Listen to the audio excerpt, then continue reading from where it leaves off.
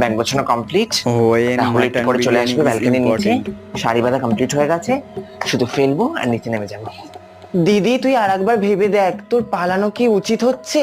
উফ, তুই তো চাপ নিচ্ছিস কেন? তোকে যদি জিজ্ঞেস করে তুই পরিষ্কার বলে দিবি তুই এসব ব্যাপারে কিছু জানতিস না।